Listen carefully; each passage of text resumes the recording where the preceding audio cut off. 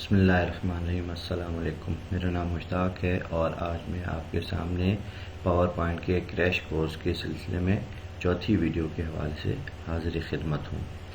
आज हम ऑब्जेक्ट्स के बारे में डिस्कस करेंगे और ज़्यादा डिटेल के साथ। आज के हमारे ऑब्जेक्टिव्स हैं, दो चीज़ों के ऊपर हम फोकस करेंगे, एक तो ऑब्जेक्ट्स के ऊपर, दूसरा रिव्यू एंड कोलैबोरेटिंग ऑप्शंस के ऊपर। ऑब्जेक्ट्स के अंदर आज हम सीखेंगे कि हम अपने प्रेजेंटेशन के अंदर वीडियोस किस तरह से इंसर्ट कर सकते हैं, ऑडियो फाइल्स किस तरह से इंसर्ट कर सकते हैं। टेबल्स के बारे में हम थोड़ा सा सीखेंगे कि टेबल्स के ऊपर हम किस तरह से काम कर सकते हैं। चार्ट्स एंड ग्राफ्स के बारे में सीखेंगे, स्मार्ट आर्ट ग्राफिक्स के बारे में सीखेंगे। रिव्यू एंड कोलैबोरेटिंग के अंदर हम देखेंगे कि स्पेलिंग और ग्रामर चेकिंग हमें किस तरह से हेल्पफुल हो सकती है, प्रेजेंटेशन को हम किस तरह से रिव्यू कर सकते हैं, और इंस्पेक्टिंग एंड प्रोटेक्टिंग प्रेजेंटेशन के बारे में हम देखेंगे। तो सबसे पहले हम आते हैं इंसर्ट वीडियोस के ऊपर। वीडियोस क्यों ज़रूरी हैं? बड़ा अच्छा सवाल है। वीडियो इसलिए ज़रूरी होती है कि समटाइम्स हमें अपनी ऑडियंस को टेक्स्ट के साथ डॉक्यूमेंट्रीज और वीडियो फाइल्स भी दिखानी पड़ती हैं। उन चीज़ों को कवर करने के लिए हमें पावर पॉइंट में ये सलाहियत दी गई है कि हम वीडियो फाइल्स और ऑडियो फाइल्स भी इसके अंदर इंसर्ट कर सकते हैं। मैंने टाइम बचाने की खातिर एक छोटी सी प्रेजेंटेशन बनाई है जिसके अंदर सिर्फ 3 स्लाइड्स हैं। एक आपकी मेन स्लाइड है, उसके बाद फिर आपके पास दूसरी स्लाइड है जिसमें हम वीडियो फाइल को प्ले करेंगे, और तीसरी स्लाइड वो है जिसके अंदर हम ऑडियो फाइल को प्ले करेंगे। तो हम आते हैं सबसे पहले वीडियो किस तरह से इंसर्ट की जाए। वीडियो को इंसर्ट करने के 2 तरीके हैं। सबसे पहले तरीका है कि आप कोई इस तरह का लेआउट सेलेक्ट करें कि जिसके अंदर वीडियो इंसर्ट करने का ऑप्शन पहले से बाय डिफ़ॉल्ट गिवन हो। जैसा कि इसके अंदर आप देख सकते हैं कि इसके अंदर मौजूद है, ये देखें, इंसर्ट वीडियो के नाम से एक ऑप्शन मौजूद है कि जिसकी मदद से हम इसके अंदर वीडियो फाइल इंसर्ट कर सकते हैं। दूसरा तरीका ये है कि आप इंसर्ट के अंदर जाएं और यहाँ से आप देख सकते हैं कि एक ऑप्शन नज़र आ रहा होगा वीडियो के अंदर जाएं और आप वीडियो ऑन माई पीसी। एक बात याद रखिएगा जो समझने वाली है कि वीडियो फाइल हमेशा उसी फोल्डर में रखा करें जिस फोल्डर में आपकी पावर पॉइंट प्रेजेंटेशन सेव है। उसका फ़ायदा ये होता है कि जब आप अपनी फाइल को कहीं किसी और पीसी में मूव करते हैं तो वो पूरा का पूरा फोल्डर वहाँ मूव हो जाता है। जब भी आप यूएसबी में डाटा कॉपी करें तो उस पूरे के पूरे फोल्डर को कॉपी कर लिया करें, ताकि जब वहाँ पे वीडियो को प्ले किया जाए तो उसको होम डायरेक्टरी के अंदर वो वीडियो मिल जाए और प्रेजेंटेशन के अंदर कोई प्रॉब्लम ना हो। चलें हम चलते हैं अपनी चीज़ के ऊपर। हम वहाँ से भी वीडियो इंसर्ट कर सकते हैं और यहाँ से भी इंसर्ट कर सकते हैं। आप क्लिक करें,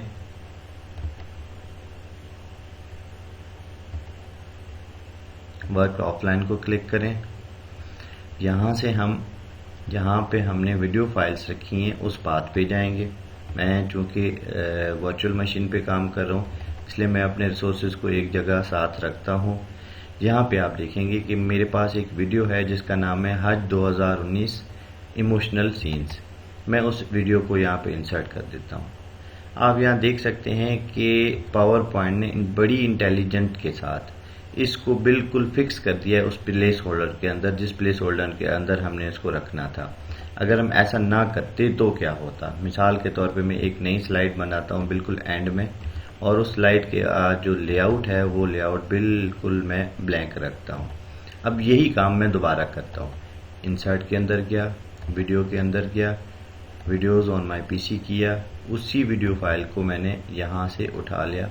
अब आप देख सकते हैं कि इस स्लाइड के अंदर पावर पॉइंट ने इस वीडियो को पूरी की पूरी स्लाइड के ऊपर कवर कर लिया है, जबकि इस स्लाइड के अंदर पावर पॉइंट ने वीडियो को सिर्फ उस प्लेस होल्डर के अंदर फिट किया है जिस प्लेस होल्डर को हमने इस्तेमाल करना था। तो ये चीज़ आपके ऊपर डिपेंड करती है कि वीडियो आप फुल स्क्रीन दिखाना चाहते हैं या किसी प्लेस होल्डर के अंदर दिखाना चाहते हैं। वीडियो फाइल तो हमारी आ गई। अब क्या है इसके हवाले से? अब इसके हवाले से ये है कि आपके पास कुछ ऑप्शंस हैं जिनमें सबसे बेहतर ऑप्शन मुझे लगता है ये। आप इसको किस तरह से स्टार्ट करना चाहते हैं? जो सीक्वेंस चल रहा है उसके हिसाब से करना चाहते हैं, ऑटोमेटिकली करना चाहते हैं, या when I click on it? मैं इस ऑप्शन को क्लिक करता हूँ। क्यों? कि जब मुझे चाहिए होगा मैं वीडियो प्ले करूंगा, वरना वीडियो प्ले करने की ज़रूरत ही नहीं है, क्योंकि वीडियो प्ले होते साथ उसके साथ ऑडियो भी आ जाता है, जिसकी वजह से जो आपके सामीन होते हैं या जो आपके हजरात मौजूद होते हैं मीटिंग के अंदर, उनके लिए डिस्टर्बेंस का सबब बनता है। प्ले इन फुल स्क्रीन नाम के साथ जाहिर है। हाइड वाइल नॉट प्लेइंग, ये मैं बिल्कुल रिकमेंड नहीं करूंगा, क्योंकि जब तक आपके पास नज़र नहीं आएगा आप उसको प्ले या स्टॉप किस तरह से करेंगे, तो ये मत चेक किया करें। बाकी प्ले और ये आपके ऊपर है। वॉल्यूम आप यहाँ से डिसाइड कर सकते हैं कि इस वीडियो का बाय डिफ़ॉल्ट वॉल्यूम कितना हो, लो हो, मीडियम हो या हाई हो। चूँकि किसी भी कॉन्फ्रेंस हॉल या कमेटी रूम का अहाता बहुत बड़ा होता है, इसलिए वॉल्यूम को हमेशा बड़ा ही रखा जाता है। इसके अंदर एक और ऑप्शन है फॉर्मेट के अंदर आप देख सकते हैं ये वही टूल्स हैं जो आपको तस्वीरों के साथ आपने देखा होगा लेक्चर नंबर 3 में जब हम पिक्चर्स को एडिट कर रहे थे। तो मुझे इनमें से ये फ्रेम बड़ा खूबसूरत लगता है, ये वाला फ्रेम। मैंने इस फ्रेम को सेलेक्ट किया। अब आप देखेंगे वही वीडियो एक खूबसूरत फ्रेम के अंदर आ गई, और हम इसको वीडियो को अब चलाकर भी देखते हैं। चले हम यहाँ से इसको प्ले करते हैं।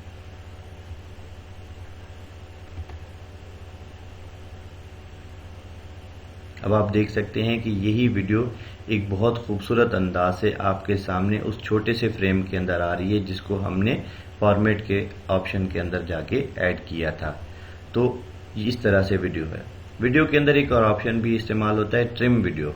अगर आपकी वीडियो के अंदर कुछ गैर ज़रूरी हिस्से शामिल हैं जिनको आप शामिल नहीं करना चाहते, इस वीडियो की बाय डिफ़ॉल्ट लेंथ जो है वो 1 मिनट 10 सेकंड और 286 मिली सेकंड है।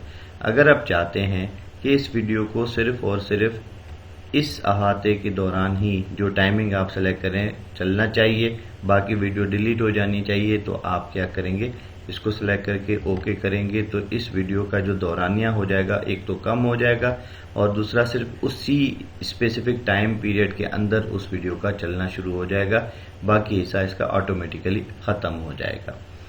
मैं इसको अंडू कर लेता हूं ताकि मेरी असल वीडियो मुकम्मल तौर पे चले। वीडियो को तो हमने समझ लिया। अच्छा, एक आखिरी चीज़ जो मुझे वीडियो के हवाले से आपको बताना रह गई है वो ये कि अगर आप चाहते हैं कि ये जो फ्रेम है ये ख़त्म हो जाए, वीडियो जिस तरह से फुल स्क्रीन में या जिस तरह से अपनी एक्चुअल साइज़ में थी उसमें आ जाए, तो आप देखेंगे कि फॉर्मेट के अंदर एक ऑप्शन आता है रीसेट डिज़ाइन। रीसेट डिज़ाइन के अंदर ऑप्शन आता है रीसेट डिज़ाइन। तो आप देखेंगे फ्रेम और ये जितने भी एक्शंस हमने इसको ऊपर ऐड किए थे वो सारे के सारे ख़त्म हो जाएंगे। अब हम आते हैं ऑडियो फाइल्स के ऊपर। हम ऑडियो फाइल ऐड करने के लिए बाय डिफ़ॉल्ट प्लेस होल्डर में कोई ऑप्शन नहीं होता, तो इसके लिए सबसे आसान तरीका ये है कि आप इसकी जो टाइप सेलेक्ट करें वो टाइटल ओनली सेलेक्ट करें, फिर इंसर्ट के अंदर जाएं, वहाँ से आप ऑडियो को सेलेक्ट करें और ऑडियो में आप यहाँ पे ऑडियो रिकॉर्ड भी कर सकते हैं और अपने कंप्यूटर के ऊपर से ऑडियो फाइल उठा के ब्राउज करके इसमें ऐड कर सकते हैं। देखिए मेरे पास एक तलबिया की फाइल मौजूद है, ये आपके सामने आ गई। इसके अंदर कौन कौन से ऑप्शंस मौजूद हैं जिनके ज़रिए आप इसको इस्तेमाल कर सकते हैं। सबसे पहले है प्ले इन बैकग्राउंड, कि जब भी ये स्लाइड लोड हो तो इसको बैकग्राउंड में चलाना शुरू करो। ठीक, उसके बाद फिर यहाँ से ऑप्शन आपके पास आता है, मैं इसको when I click on it, इसको क्लिक करता हूँ। बाकी ये चीज़ें हैं आपके सामने जिनको आप इस्तेमाल करते हुए इसके साथ कस्टमाइजेशन कर सकते हैं। Hide during show, rewind after playing, play across the slides, तमाम की तमाम स्लाइड्स के अंदर ये चलता रहे तब भी आप इसको ऐड कर सकते हैं। ये चीज़ें आप इसके साथ शामिल कर सकते हैं।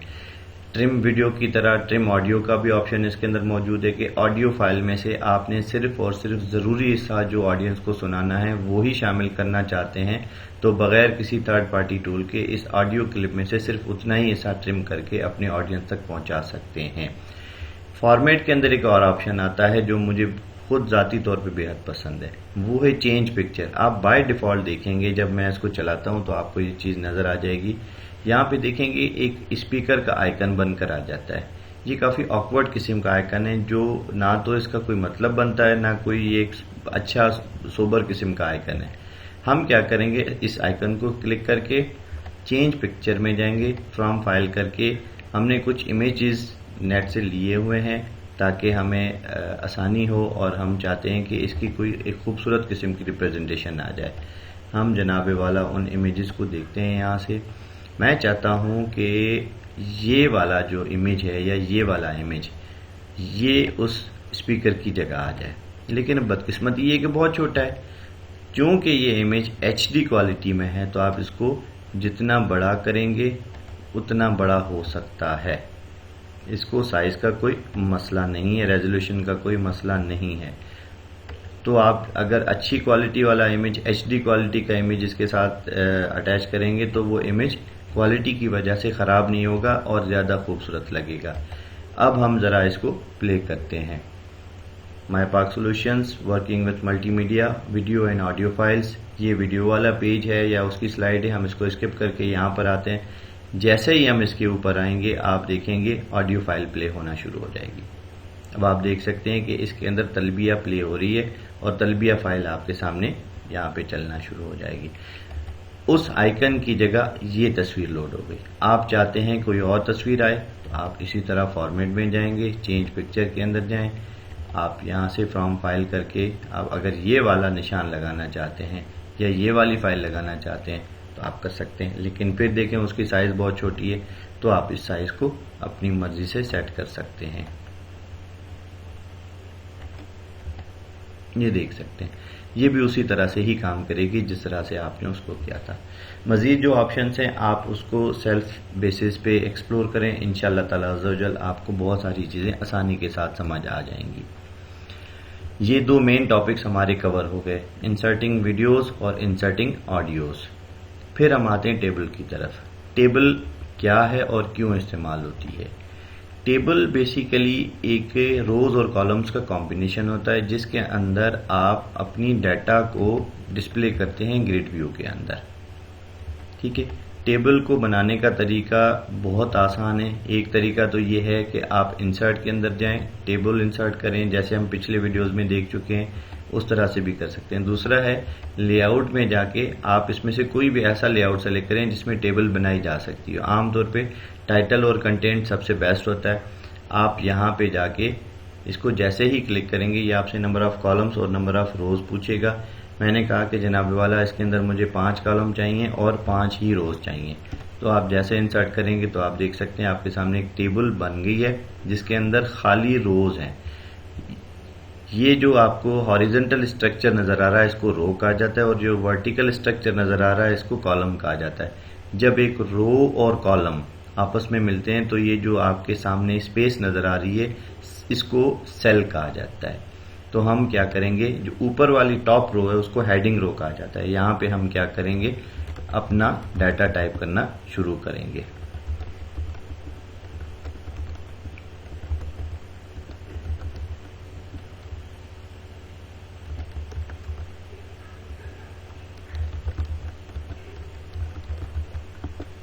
आप देख सकते हैं मैं कोई डमी डेटा डाल रहा हूँ सिर्फ इस वीडियो लेक्चर की खातिर, ताकि आपको अंदाज़ा हो सके कि टेबल किस तरह से काम कर सकती है। आप टेबल के ऊपर हर वो ऑपरेशन परफॉर्म कर सकते हैं जो आप वर्ड के अंदर या एक्सेल के अंदर रहते हुए टेबुलर स्ट्रक्चर या ग्रिड के ऊपर परफॉर्म कर सकते हैं।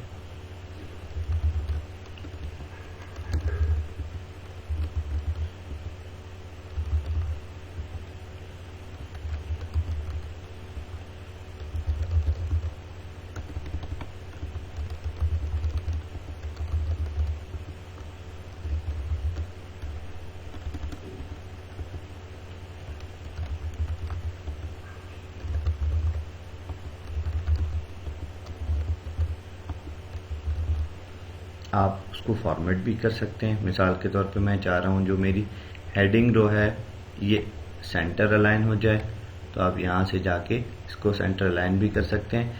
अदरवाइज इसके पास एक और ऑप्शन होता है लेआउट का। लेआउट के अंदर जाके आप इसको सेट भी कर सकते हैं। टेबल से रिलेटेड ऑप्शंस आपको यहीं पर मिलते हैं। आप चाहते हैं कि ये जो नंबर वाले सेल्स हैं ये तमाम के तमाम राइट साइड में अरेंज हो जाएं, तो ये आपके राइट साइड में। ये हॉरिजॉन्टल अलाइनमेंट कहलाती है, ये वर्टिकल अलाइनमेंट कहलाती है। ठीक है जनाब, आपकी मर्जी है, हॉरिजॉन्टल अलाइनमेंट सेट करना चाहते हैं तो वो करें, वर्टिकल करना चाहते हैं तो वर्टिकल कर लें। टेबल का साइज थोड़ा छोटा है, हम क्या करते हैं इसको ज़रा बड़ा कर देते हैं ताकि डिस्प्ले के वक्त प्रोजेक्टर के ऊपर ज़रा अच्छा और नुमाया तरीके से नज़र आ सके। आप चाहते हैं कि इस टेबल में एक और रो ऐड हो जाए, तो आप आखिरी सेल में जाके टैब का इजाफा करके एक और भी रो ऐड कर सकते हैं।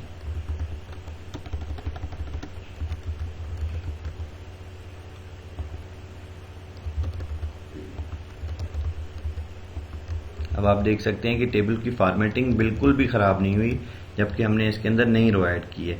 अब हम क्या करते हैं, इसको ज़रा स्लाइड के अंदर तक ले जाते हैं ताकि ये स्लाइड से बाहर ना हो। यहाँ पे आप देख सकते हैं, हम इसकी हेडिंग लगा देते हैं table created with in power point. हमने इसका टाइटल कर दिया table created with in power point. आप इसके फ़ॉन्ट बढ़ाना चाहते हैं, बिल्कुल बढ़ा सकते हैं, वो आपकी विश के ऊपर है। अभी इसके फ़ॉन्ट 18 पर है, मैं इसको 24 पे ले जाता हूँ। आप इसको और आगे ले जाना चाहें, जितने फ़ॉन्ट आप बढ़ाना चाहते हैं तो बढ़ा सकते हैं, इसमें कोई लिमिट नहीं है। शर्त यह है कि टेबल देखने में खूबसूरत हो। अगर इसका डिज़ाइन खूबसूरत बनाना चाहते हैं तो डिज़ाइन में जाएं। यहाँ पे आपके पास रेडीमेड टेम्पलेट्स बने हुए हैं, जो टेम्पलेट आपको ज़्यादा पसंद हो आप उस टेम्पलेट को सेलेक्ट करें और टेबल आपका उस डिज़ाइन में आ जाएगा। जिस कलर या जिस डिज़ाइन में आप चाहते हैं वो आपका टेबल आ जाएगा। मिसाल के तौर पे मैं इस डिज़ाइन में इसको बनाना चाहता हूँ ताकि ज़्यादा विजिबल हो और लोगों के लिए ज़्यादा आसान हो जाए। एक तरीका तो ये हो गया टेबल का। दूसरा तरीका ये है कि आपके पास कोई वर्ड या एक्सेल की फ़ाइल बनी हुई है और उस फाइल में से आप किसी टेबल को कॉपी पेस्ट करके यहाँ लेकर आना चाहते हैं। तो मैं क्या करता हूँ, उसको भी ज़रा टेस्ट कर लेता हूँ। यहाँ पे मैंने एक और स्लाइड बनाई। मेरे पास एक एक्सेल की फ़ाइल बनी हुई है जिसके अंदर हमने वो डेटा सैम्पल डेटा रखा हुआ है। हम वो खोलते हैं, उस फाइल को ज़रा खोल के देखते हैं कि वो टेबल पावर पॉइंट में किस तरह से जाएगी। ये आपके पास एक डमी डेटा है, आपने उसको सेलेक्ट किया, कॉपी किया, पावर पॉइंट के अंदर आए। अब आप बजाय डायरेक्ट यहाँ पेस्ट करने के, आप इसके प्लेस होल्डर को क्लिक करें और पेस्ट कर दें। अब आप देखेंगे वो जो टेबल वहाँ बना हुआ था या डाटा जो था वो यहाँ पे आ गया। अब आप इस डाटा को खुद से छोटा बड़ा करेंगे। एक बात याद रखिएगा, एक्सेल से जो डाटा इंपोर्ट किया जाता है या कॉपी पेस्ट किया जाता है वो पावर पॉइंट के अंदर अपनी फॉर्मेटिंग खो बैठता है। यहाँ पे आपको उसको दोबारा से बेहतर तरीके से फॉर्मेट करना होता है। मैंने ये तमाम के तमाम डाटा को ज़रा विजिबल बनाने के लिए दोबारा सेट किया, लेआउट के अंदर चला गया, वर्टिकल अलाइनमेंट में मिडिल में कर दिया और इसकी जो हॉरिजॉन्टल अलाइनमेंट है मैंने राइट में कर दी। इसकी फ़ॉन्ट के साइज़ को मैं अभी 24 या 24 से ऊपर वाली डिग्री पे ले जाता हूँ ताकि ज़्यादा विजिबल हो। 24 इज़ इनफ आई थिंक, इसके लिए ज़्यादा ज़रूरत नहीं है। इसका जो लेफ़्ट कॉलम है उसको मैं लेफ़्ट अलाइन कर देता हूँ। इसकी जो टॉप रो है उसको मैं बोल्ड भी कर देता हूँ।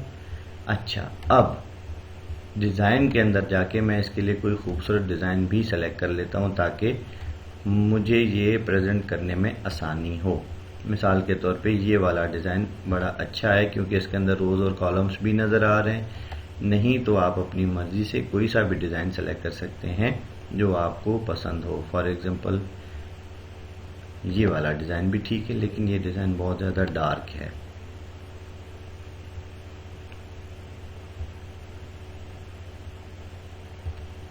ये ठीक है, मच बेटर।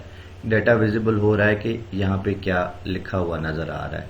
तो हमें इतना ही चाहिए होता है कि प्रेजेंटेशन चलाने के दौरान स्क्रीन के ऊपर या प्रोजेक्टर के ऊपर डाटा आपको विजिबल हो कि वो किस तरह से। याद रखिएगा, ये पावर पॉइंट के बिल्ट इन टूल्स के ज़रिए बनाई गई टेबल है, जबकि ये एक्सेल से उठाया गया डाटा है। तो हम क्या इसका वैसे ही आपकी समझ की खातिर हम इसका चेंज कर लेते हैं, टेबल कॉपीड फ्रॉम एक्सेल। अगर इसी तरह की टेबल वर्ड में बनी हुई हो तो फिर हम क्या करेंगे, हम इसको कर लेते हैं बंद, वर्ड की फ़ाइल को उठा लेते हैं। वर्ड की फ़ाइल भी यहीं पर ही हमने रख के उसके अंदर इसी डेटा को हमने कॉपी किया हुआ है।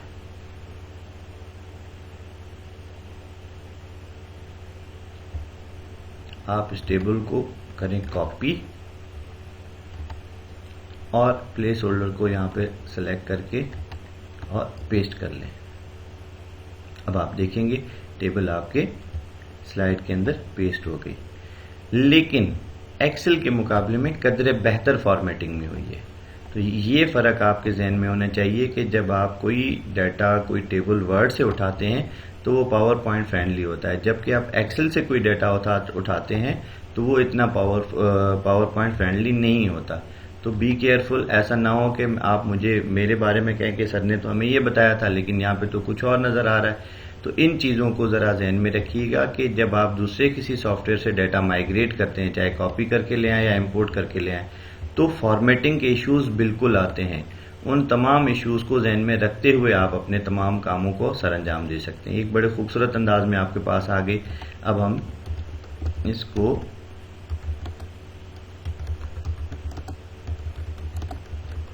नाम भी हमने इसका टाइटल दे दिया। अब आप देख सकते हैं कि ये टेबल का स्ट्रक्चर जो हमारे पास बना है वो पावर पॉइंट की तरफ से बना है, ये हमने एक्सेल से उठाया डाटा और ये वर्ड की तरफ से उठाया है। तो आपको जो भी तरीका समझ आता है आप उस तरह से टेबल बना सकते हैं और उसके ऊपर कोई भी ऑपरेशन परफॉर्म कर सकते हैं। टेबल से रिलेटेड ये दो टैब्स ऑटोमेटिकली बन जाते हैं जब आप किसी भी टेबल के अंदर अपना कर्सर रखते हैं। तो ये माइक्रोसॉफ्ट वर्ड में भी इसी तरह से स्ट्रक्चर आता है, पावर पॉइंट में भी इसी तरह से आता है। तो इसको समझना ज़्यादा मुश्किल नहीं है, आप इसको ज़रा एक नज़र दौड़ा दें तो इंशाअल्लाह ताला अज़्ज़वजल आपको काफ़ी चीज़ें आसानी के साथ समझ आएंगी। ज़्यादा मुश्किल नहीं है ये चीज़ें। ठीक है जनाब, ये आपका टॉपिक कवर हो गया टेबल का। अब हम आते हैं अगले टॉपिक के ऊपर। हमारा अगला टॉपिक है चार्ट्स, जिसको ग्राफ भी कहा जाता है। चार्ट और ग्राफ, टेबुलर डेटा जो होता है वो सिर्फ और सिर्फ टेक्स्ट बेसिस के ऊपर अपने क्लाइंट्स को फिगर्स दिखाने के लिए इस्तेमाल होता है, जबकि चार्ट जो होता है उसी फिगर को ग्राफिकल फॉर्म में दिखाने के लिए इस्तेमाल होता है। चार्ट या ग्राफ बनाने का तरीका बहुत आसान है, वही जो टेबल वाला था। या तो आप लेआउट ऐसा सेलेक्ट करें जिसके अंदर ग्राफ को या चार्ट को इंसर्ट करने का ऑप्शन बिल्ट इन हो, या फिर ये कि अगर आपके पास स्लाइड खाली है, ब्लैंक है, तो आप इंसर्ट के अंदर जाएंगे और इंसर्ट के जरिए आप यहाँ से ग्राफ या चार्ट जो भी ऑप्शन आपके पास ऑफिस में विजिबल है, जिस नाम के साथ भी आ रहा है, आपने वो करना है। तो हम इसके बिल्ट इन टूल को इस्तेमाल करते हैं ताकि बिल्ट इन टूल्स के साथ आप यूज टू होते रहें। आप यहाँ करेंगे चार्ट, इंसर्ट चार्ट के बटन को क्लिक। जनाब, ये आपके सामने एक पूरी विंडो आ गई है जिसको देखते हुए हमने ये सारे काम करने हैं। चार्ट की बहुत सारी टाइप्स हैं, इनके नाम लेफ्ट साइड पे आ रहे हैं। कॉलम चार्ट है, लाइन चार्ट है, पाई चार्ट है, बार चार्ट है, एरिया चार्ट है एंड ब्ला ब्ला ब्ला ब्ला, इतने सारे चार्ट्स की टाइप्स हैं। आम तौर पे दफातर के अंदर या जब प्रेजेंटेशन होती है तो column chart, line chart, pie chart, bar chart, ये चार तरह के इस्तेमाल होते हैं। इससे ज़्यादा भी लोग इस्तेमाल करते हैं, जैसे ये सब बर्स्ट है, ये भी इस्तेमाल होता है, हिस्टोग्राम भी इस्तेमाल होता है, वाटरफॉल भी इस्तेमाल होता है, डिपेंड करता है आपकी नीड के ऊपर। लेकिन आमतौर पे ये देखा गया कि आपके पास column chart, line chart, pie chart, bar chart, इनका ज़्यादा इस्तेमाल होता है। इसके अंदर 2D स्ट्रक्चर भी और 3D स्ट्रक्चर भी है। ये पहले जो तीन ऑप्शन हैं ये 2D के हैं और ये जो बाद के तीन ऑप्शन हैं ये 3D के ऑप्शन है, ये चार ऑप्शन है सॉरी। तो आप 3D चार्ट भी बना सकते हैं और 2D चार्ट भी बना सकते हैं। आपने जनाब वाला अपनी जो पसंदीदा चार्ट टाइप है उसको सेलेक्ट किया। चूंकि हमारे पास डाटा नहीं था तो चार्ट आपको डाटा एंट्री करने के लिए भी एक इनपुट विंडो दे देगा जहां पे आप अपना जो भी डाटा है वो इंसर्ट कर सकते हैं। मिसाल के तौर पे मैं कैटेगरी में लिखूंगा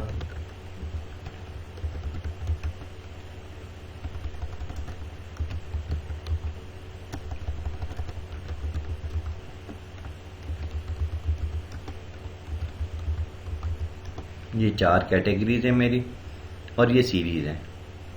आप अपनी मर्जी से इसको कोई भी सीरीज दे सकते हैं, इसके ऊपर कोई पाबंदी नहीं है। वैल्यूज को मैं ऐसे ही रहने देता हूं। ये जनाब आप देख सकते हैं, इसको हम यहां से क्रॉस करेंगे तो ये डाटा वाली विंडो भी गायब हो जाएगी। आप देख सकते हैं कि आपके पास ये चार्ट बन गया। चार्ट तो बन गया, अब इसके मजीद ऑप्शन कहां से मिलेंगे? मजीद ऑप्शन आपको नजर आएंगे चार्ट टूल्स के नाम से, डिजाइन और फॉर्मेट की सूरत में। एक चीज ध्यान में रखिए, आपने चार्ट तो बनाया है कॉलम का, लेकिन ज़हन तब्दील हो गया। आप क्या चाहते हैं कि यार कॉलम चार्ट ना होता, कोई और होता। आप चेंज चार्ट टाइप का जो ये बटन है इसको क्लिक करेंगे तो ये वाली विंडो आ जाएगी। आप कहते हो यार ये हो कॉलम चार्ट लेकिन 3D में बन जाए। अब आप देखेंगे डाटा चेंज किए बगैर इसका पूरा का पूरा इंटरफेस चेंज हो गया। आप चाहते हो नहीं यार इसको लाइन के अंदर आना चाहिए, ये आपका लाइन के अंदर कन्वर्ट हो गया। डाटा का लॉस नहीं होता, ये याद रखिएगा। चार्ट की जब टाइप चेंज की जाती है तो डाटा का लॉस नहीं होता। आप पाई चार्ट बनाना चाहते हैं, ये आपके सामने पाई चार्ट बन गया। ठीक है, आप जिस टाइप को सेलेक्ट करेंगे डाटा उसके मुताबिक अपने आप को यहाँ पे शो करेगा। हम यहाँ पे आ गए जनाबे वाला। अब आपने मजीद इसके कलर्स चेंज करने हैं तो ये आपके सामने इसके मुख्तलिफ कलर्स आ गए। बड़े खूबसूरत अंदाज में आपके चार्ट्स यहाँ पे शो हो रहे हैं। जिस तरह से भी आप इसको प्रेजेंट करना चाहें कर सकते हैं।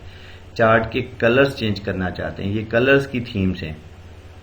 याद रखिएगा ये वो वाली थीम नहीं है जिसमें पूरी प्रेजेंटेशन चेंज होती है, ये सिर्फ इस चार्ट की कलर थीम्स के लिए इस्तेमाल होता है। आप चाहते हो कि ये वाली जो कलर थीम है ये ज़्यादा अच्छी है, ये आपके पास आनी चाहिए, आपने इसको सेलेक्ट कर लिया। आप चार्ट का लेआउट चेंज कर सकते हैं। आप ज़रा देखें, इसके सिर्फ ऊपर माउस लेकर जाएं, इसको हावर कहते हैं। आप जैसे हावर करेंगे आपके पास वो आउटपुट यहाँ पे अपीयर हो जाएगा। अगर आप समझते हैं वो आउटपुट ठीक है तो उसको क्लिक करके छोड़ दें तो ऑटोमेटिकली अप्लाई हो जाएगा। अब यहाँ पे चार्ट टाइटल भी डाल सकते हैं उसकी वजह से, और ये इसका टेबल डाटा भी यहाँ पे आ गया और इसकी ग्राफिकल रिप्रेजेंटेशन भी आ गई है। कोई और एलिमेंट जो अभी शो नहीं हुआ रहा लेकिन खुद से आप डालना चाहते हैं तो आप यहाँ से ऐड चार्ट एलिमेंट में जाके डाल सकते हैं। आप देख सकते हैं आपके पास मुख्तलिफ ऑप्शन आ रहे हैं। इन ऑप्शंस को आप इस्तेमाल करते हुए ये सारी चीज़ें आप यहाँ पे कर सकते हैं। लेजेंड की विजिबिलिटी आप बता सकते हैं कहाँ पर नज़र आने चाहिए, लेफ़्ट राइट बॉटम। मैं कहता हूँ इसको टॉप पर ही रहने दें, ये ठीक है वहाँ पर। और बहुत सारे ऑप्शंस हैं, इसको ज़रा एक्सप्लोर करेंगे इंशाल्लाह आपको आसानी होगी। क्योंकि चार्ट्स जो है वो माइक्रोसॉफ्ट वर्ड में भी इस्तेमाल होते हैं और एक्सेल में भी इस्तेमाल होते हैं। तो जो लोग पहले से माइक्रोसॉफ्ट वर्ड इस्तेमाल करते रहे हैं या कर चुके हैं उनके लिए तो ये बहुत आसान ऑप्शन है। जिनको एक्सेल में एक्सपर्टीज़ है उनके लिए तो ये हलवा है, कुछ भी नहीं है, बड़ा आसान सा टॉपिक है। लेकिन जो लोग नए सिरे से इसको सीख रहे हैं उनके लिए भी मैंने कोशिश की है कि आप इसको आसानी के साथ समझ सकें। तो चार्ट बेसिकली आपकी ग्राफिकल रिप्रेजेंटेशन होती है टेबुलर डेटा की। आप देखें कितना खूबसूरत आउटपुट इसका आपके सामने नज़र आ रहा है। तो आई होप कि आपको चार्ट समझ आए होंगे। अगला टॉपिक है हमारा स्मार्ट आर्ट। स्मार्ट आर्ट जैसा नाम वैसा काम। स्मार्ट आर्ट क्या करता है? नई स्लाइड बनाते हैं। यहाँ पे आप देखेंगे स्मार्ट आर्ट का ऑप्शन यहाँ पर भी नज़र आ रहा है, इंसर्ट के अंदर भी नज़र आ रहा है स्मार्ट आर्ट के नाम से। तो आपकी मर्जी, आप जहाँ से करना चाहें। लेकिन मेरी हैबिट है कि जो डिफ़ॉल्ट टेम्पलेट्स हैं मैं उसकी सहूलतें उनके टूल्स को यूज़ करना अच्छा समझता हूँ। तो यहाँ पे जैसे ही आप स्मार्ट आर्ट के अंदर आएंगे, जैसे चार्ट्स की मुख्तलिफ टाइप्स दिखा रहे थे इसी तरह से स्मार्ट आर्ट की भी टाइप्स हैं।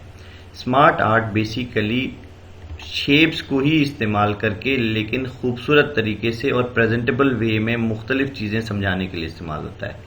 लिस्ट क्रिएट करना चाहते हैं वो भी कर सकते हैं। कोई प्रोसेस समझाना चाहते हैं स्टेप वाइज के पहले ये स्टेप होगा, फिर वो स्टेप होगा, फिर वो स्टेप होगा, फिर वो स्टेप होगा, तो भी समझा सकते हैं। किसी चीज़ का प्रोसेस साइकिल समझाना चाहते हैं वो भी समझा सकते हैं। कोई हायरार्की बनाना चाहते हैं वो भी समझा सकते हैं। ये सारी चीज़ें आपके सामने मौजूद हैं। हम हायरार्की को ज़रा एक बार टच करते हैं। हमने हायरार्की में जो सबसे पहला टॉपिक है उसको सेलेक्ट किया। अब हम क्या करते हैं, इसके अंदर आ जाते हैं। आप यहाँ देखें बुलेट्स की तरह एक ऑप्शन बन गया है। हम जो चीज़ यहाँ टाइप करेंगे उसका इम्पैक्ट वहाँ पड़ेगा और जो चीज़ यहाँ टाइप करेंगे इसका इम्पैक्ट यहाँ पे पड़ेगा। मिसाल के तौर पे मैं कहता हूँ कि जनाब हमारे मुल्क में सबसे आला ओहदा प्रेसिडेंट का है। प्रेसिडेंट के अंडर में वाइस प्रेसिडेंट आता है, लेकिन वाइस प्रेसिडेंट के साथ साथ प्रेसिडेंट के अंडर में प्राइम मिनिस्टर भी आता है।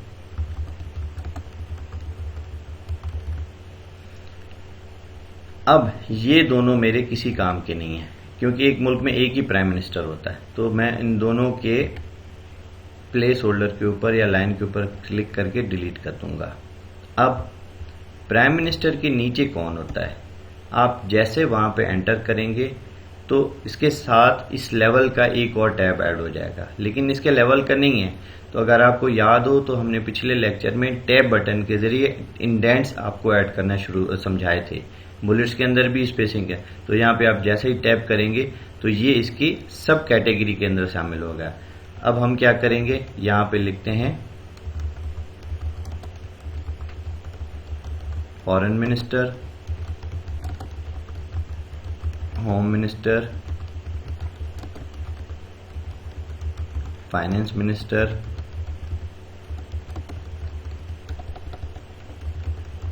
डिफेंस मिनिस्टर, प्रोडक्शन मिनिस्टर, और फर्दर जो भी आपकी हायरार्की जो आपके ऑर्गेनाइजेशन के हवाले से ये आप बना सकते हैं। लेकिन आपने देखा कि जैसे हमने डाटा एंटर किया तो इसका तो हुलिया ही बिगड़ गया, अजीब लग रहा है। आप इसको चेंज करना चाहते हैं, आप रनिंग मोड में इसको चेंज कर सकते हैं। आप देखें कितनी खूबसूरती के साथ डाटा ज़ाया किए बगैर आपकी हायरार्की का जो स्मार्ट आर्ट है वो चेंज हो गया। बल्कि इसके अंदर तो तस्वीर ऐड करने का भी ऑप्शन आ रहा है कि अगर आप किसी की पिक्चर ऐड करके उसको दिखाना चाहते हैं तो वो भी कर सकते हैं। आपके पास ये सारे ऑप्शन नज़र आ रहे हैं, आप जिस भी टाइप के ज़रिए उसको दिखाना चाहते हैं यहाँ दिखा सकते हैं। ये देखें कितने खूबसूरत तरीके से आपकी रिप्रेजेंटेशन हो रही है आपकी उस डाटा की जो आप दिखाना चाहते हैं। ये देखें, ये आपके पास एक खूबसूरत लेआउट बन गया। ये आपके पास एक और खूबसूरत लेआउट बन गया कि जनाब प्रेसिडेंट के साथ वाइस प्रेसिडेंट होता है, लेकिन उसके साथ मेन बंदा प्राइम मिनिस्टर है। प्राइम मिनिस्टर के अंडर में कैबिनेट में ये बंदे हैं जिनको ये लोग कंट्रोल करते हैं। तो ये सारी चीज़ें आप कर सकते हैं।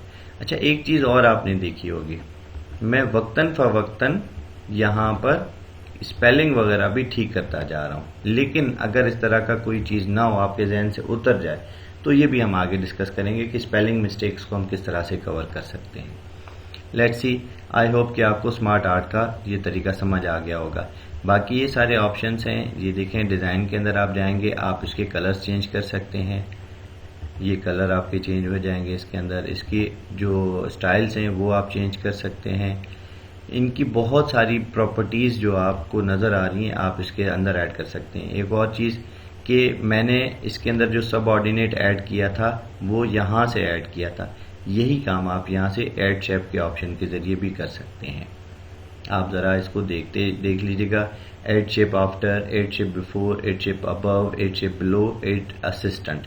यानी अगर किसी का सब ऑर्डिनेट बनाना है या इसका कोई सब ऑर्डिनेट आपने शो करना है तो आप क्या करेंगे, इसके अंदर जाएंगे, ऐड शेप के अंदर करेंगे और इसका असिस्टेंट बनाएंगे, तो वो बंदा उसके अंडर में चला जाएगा।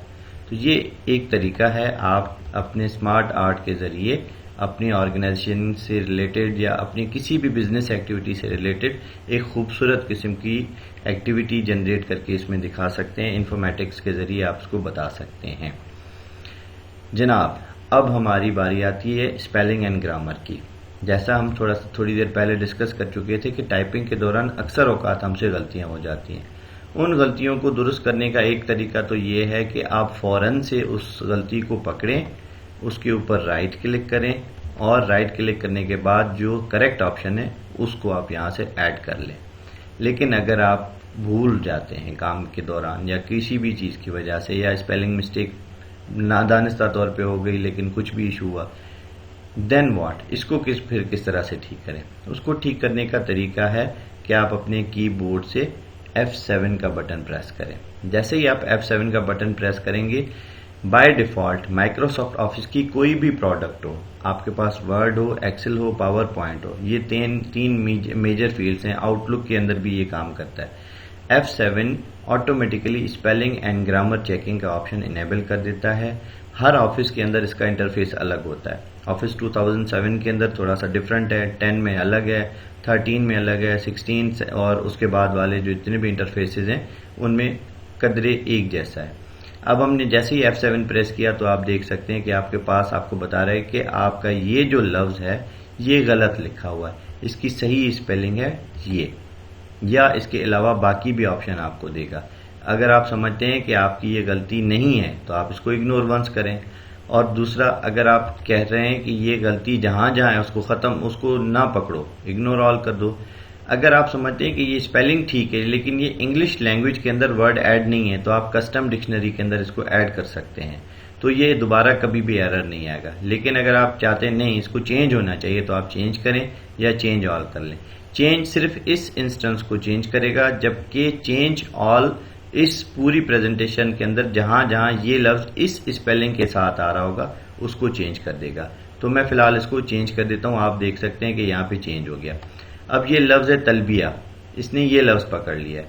अब मुझे पता है कि ये तलबिया इंग्लिश का वर्ड नहीं है, लेकिन इसकी स्पेलिंग ठीक है, तो या तो मैं इसको इग्नोर करूंगा या ऐड करूंगा। तो मैंने इसको ऐड कर दिया। अब आप देख सकते हैं कि इसने मुझे बता दिया कि भाईजान आपकी पावर पॉइंट की प्रेजेंटेशन मुकम्मल तौर पे चेक हो चुकी है, इसमें कोई भी स्पेलिंग और ग्रामर का एरर नहीं है। कितना आसान था, सिर्फ एक बटन प्रेस करना था F7, आप उसके जरिए ये काम कर सकते हैं। अगर आप चाहते हैं कि पावर पॉइंट स्पेलिंग चेक ही ना करे, तो उसके लिए आपके पास एक ऑप्शन है। आप फाइल के अंदर जाएं, ऑप्शंस के अंदर जाएं और उसके अंदर एक ऑप्शन आता है प्रूफिंग का। प्रूफिंग के अंदर आप देख सकते हैं कि ये 3 ऑप्शन आपको यहाँ पे नजर आ रहे हैं। Check spelling as you type, hide spelling and grammar errors, frequently confuse words. अगर आप चाहते हैं कि ये चेक ही ना करे, तो आप उन दोनों को हटा दें, ये ऑटोमेटिकली ऑप्शन चेक हो जाएगा। इसका मतलब पावर पॉइंट अब इतनी जहमत नहीं करेगा कि वो आपके spelling and grammar check errors को चेक करे। इसको टॉगल करके देखते रहिएगा, लेकिन जब भी ये ऑप्शन टिक होगा, इसका मतलब ये कि पावर पॉइंट अब ना स्पेलिंग चेक करेगा ना ग्रामर चेक करेगा। तो मैं कभी भी रिकमेंड नहीं करूंगा कि आप इस ऑप्शन को टिक लगाएं और इसके साथ अपनी डॉक्यूमेंट को चेक करें, इसको छोड़ दें ताकि उसकी स्पेलिंग और ग्रामर चेक ना हो। क्योंकि आपको भी पता है कि जो प्रोफेशनल एनवायरनमेंट्स हैं उसके अंदर स्पेलिंग और ग्रामर के एरर्स को बहुत बुरा समझा जाता है। तो इस चीज़ का एहतियात करें कि स्पेलिंग और ग्रामर ठीक होनी चाहिए, ताकि आप किसी ऐसी जगह परेशानी से बच जाएं जो नहीं होनी चाहिए आपको, खासतौर पे सिर्फ एक स्पेलिंग की वजह से आपको मिस्टेक फेस करनी पड़ जाए। मैं इस फाइल को सेव कर लेता हूँ। अब हम नेक्स्ट टॉपिक पे जाते हैं और हमारा नेक्स्ट टॉपिक है जनाबे वाला रिव्यूइंग प्रेजेंटेशन। रिव्यू क्या है? बड़ा अजीब किस्म का ऑप्शन सामने आ रहा है, लेकिन है क्या चीज़ ये? रिव्यू बेसिकली जिस तरह से आप डाटा एक से ज़्यादा लोगों के दरमियान शेयर करते हैं, तो हर बंदा अपने अपने कमेंट्स पास करता है। यही चीज़ प्रेजेंटेशन के अंदर भी है। एक प्रेजेंटेशन मैंने बनाई, मैंने अपनी कलीग को भेज दी शेयर ड्राइव के ऊपर और उससे कहा कि यार आप इसको ज़रा देख लो, इसके ऊपर मुझे अपने कमेंट्स दे दो। एक तरीका तो ये हो सकता है कि आप उस प्रेजेंटेशन को प्रिंट करके उस बंदे के हाथ में पहुंचा दें, वो बंदा पढ़ लेगा, जो जो उसके नोट्स होंगे वो आपको लिख कर दे देगा। दूसरा तरीका ये है कि आप इको फ्रेंडली हो जाएं। मतलब क्या है इस बात का? आप शेयर ड्राइव पे रखें, उससे कहें कि भाई ये फाइल खोल के इसको ज़रा देख लो। वो उस फाइल को अपने पास खोलेगा और अपने कमेंट्स उसके ऊपर डाल देगा। जैसे उसके ऊपर वो कमेंट डालेगा, आप उसको उसका जवाब दे सकते हैं। वो किस तरह से? ज़रा अब मिसाल के तौर पे हमने एक फ़ाइल बनाई है। मैं सपोर्ट की ड्राइव में जाके पीपीटी के फोल्डर में जाके देखता हूँ कि एक हमने फ़ाइल बनाई है, ये रिव्यूज़ के नाम से। इस फाइल को मैंने बनाया है। मैं चाहता हूं कि इस फाइल की किसी ऑब्जेक्ट के ऊपर कोई कमेंट डाल के अपने साथी को कहूं कि वो भी उसके ऊपर कमेंट करे। सपोज करें जी, मैं पहली स्लाइड के पहले प्लेस होल्डर के ऊपर कमेंट डाल देता हूं। आप रिव्यू के अंदर जाओ, पहले तो उस प्लेस होल्डर को सिलेक्ट करो ताकि पता चले कि हमने किसके ऊपर काम करना है। उसके बाद रिव्यू के अंदर जाएं, ऐड कमेंट करें, न्यू कमेंट करें। आप न्यू कमेंट के अंदर जाके यहाँ पे लिख सकते हैं, Hi there, please provide your feedback regarding this presentation। जब आप लिख चुके हैं तो किसी भी खाली जगह क्लिक कर दें, वो ऑटोमेटिकली सेव हो जाएगा। आप इस फाइल को सेव कर लें और बंद कर लें, क्योंकि ये रीड ओनली फाइल है, इसलिए शायद सेव नहीं हो सकती।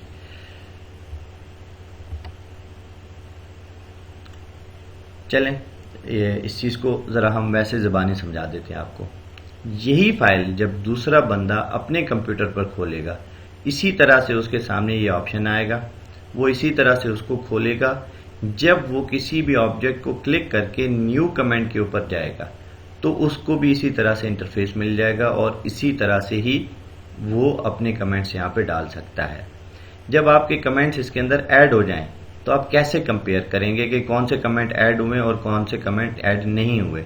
तो ये आपके पास कंपेयर का ऑप्शन आता है, जिसमें आपकी एक फाइल, चूंकि मैंने एहतियातन इसका बैकअप बना लिया था इस रीड ओनली डायरेक्टरी के अंदर, तो इसकी जो ओरिजिनल फाइल है उसके अंदर कमेंट्स नहीं है।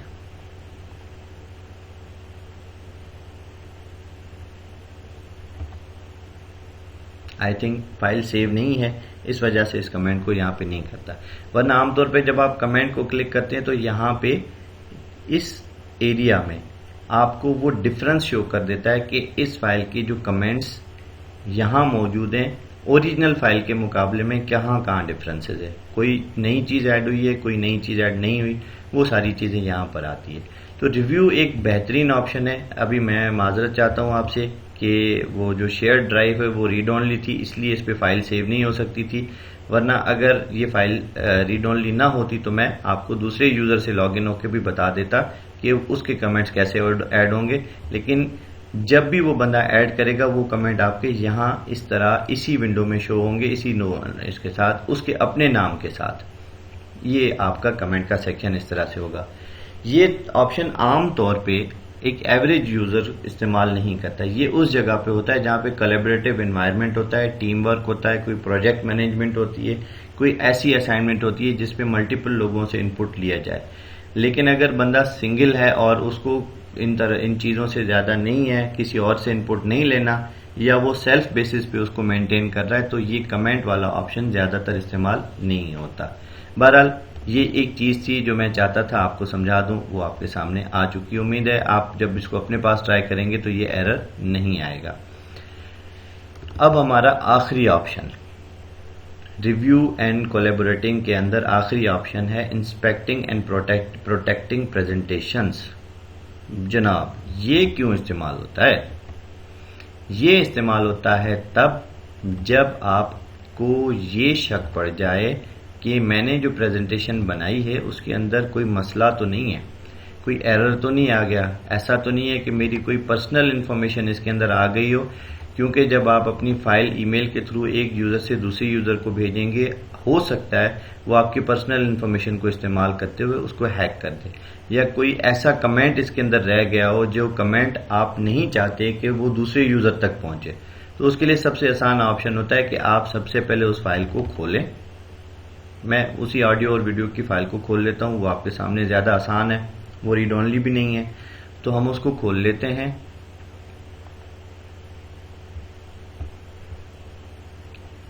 एहतियातन एक मैं कमेंट इसके अंदर डाल देता हूँ ताकि ज़रा वो पकड़ ले कि भाई ये गलती है इसके अंदर। हम क्या कर लेते हैं, कमेंट डाल दिया, hi there I am just a simple comment. आप इसको बाय कहीं भी क्लिक कर लें तो ये आपका ऐड हो जाएगा। आप इसको सेव भी कर लें। अब देखें ये सेव हो रहा है क्योंकि ये मेरी लोकल ड्राइव पर है तो ये कोई एरर नहीं दे रहा। फाइल में जाएंगे, फाइल में जाने के बाद आप इन्फो के अंदर देखें प्रोटेक्ट प्रेजेंटेशन के नाम से एक आपको ऑप्शन नज़र आ रहा है। उसके अंदर ऑप्शन आपको नज़र आएगा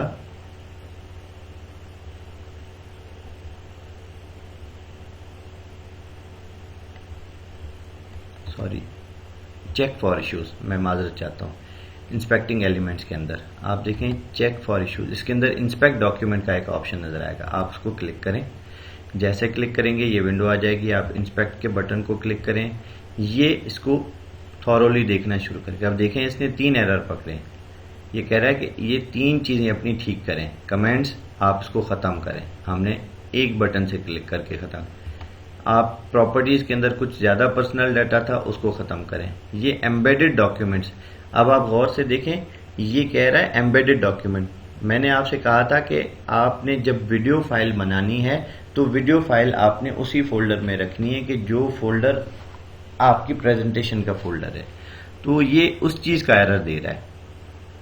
अगर आपने अपनी फाइल के साथ कोई अपनी प्रेजेंटेशन फाइल के साथ कोई फाइल अटैच की है, कोई फाइल एम्बेड की है, तो ये एरर आपके पास आएगा। अदरवाइज इसकी ज्यादा चीजें नहीं होती। आप दोबारा री इंस्पेक्ट करें, आप देखेंगे इस एरर के अलावा कोई एरर नहीं। इसका मतलब हमारे डॉक्यूमेंट बिल्कुल ठीक है। ये आपके सामने इसके एरर्स तमाम के तमाम खत्म हो गए। प्रोटेक्ट किस तरह से करेंगे? प्रोटेक्ट करेंगे दो तरह से, बल्कि दो से ज्यादा तरीके। आप इसको always open as read only ये भी कर सकते हैं कि जब आपको कंफर्म हो जाए कि भाई मैं फाइनल कर चुका हूं, अब इसके अंदर कोई बंदा दोबारा एडिटिंग ना करे, तो आप इसको open as always open as read only enable कर दें तो ये आपका हो जाएगा।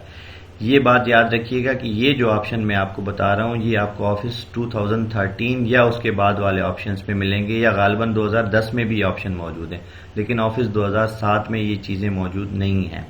अगर हैं तो आप देख लीजिएगा, लेकिन मेरी मालूमात के मुताबिक वहां पर नहीं है।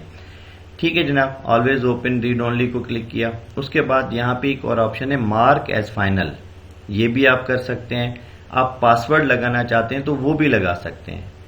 आप मार्क एज फाइनल को जैसे क्लिक करेंगे आप इसको सेव कर दें। अब यहां गौर से देखें, पहले ये पट्टी नहीं आ रही थी, अब ये पट्टी आ रही है।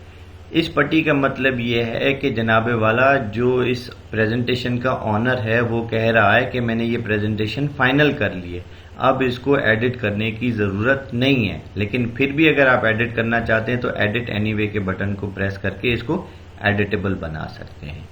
तो ये था प्रोटेक्टिंग का। अगर पासवर्ड लगाना चाहते हैं तो पासवर्ड भी आप लगा सकते हैं। प्रोटेक्टिंग के अंदर ऑप्शन है एनक्रिप्ट विद पासवर्ड, आप यहाँ पे पासवर्ड लगाना चाहें पासवर्ड लगा सकते हैं। लेकिन रिमेंबर, ऑफिस की किसी भी फाइल का पासवर्ड ब्रेक करना बहुत मुश्किल होता है। अगर आपने पासवर्ड लगाया और गलती से पासवर्ड आपसे ही भूल गया तो ना तो आपको डाटा मिलेगा, ना आप इस फाइल के पासवर्ड को ब्रेक कर सकते हैं। तो बी केयरफुल। अगर आप किसी भी वर्ड की या एक्सेल की या पावर पॉइंट की फाइल के ऊपर पासवर्ड लगाते हैं तो ये ध्यान में रहे कि वो पासवर्ड ऐसा हो जो आपने कहीं लिख के रख दिया हो, नोट किया हुआ हो या आपको याद हो, वरना वो चीज रिट्राइव करना पहले शायद आसान होता हो, लेकिन आजकल इंक्रिप्शन इतनी तेज हो गई है, इतनी सख्त हो गई है कि जो इंक्रिप्टेड पासवर्ड्स हैं उसको ब्रेक करना तकरीबन नामुमकिन बन चुका है।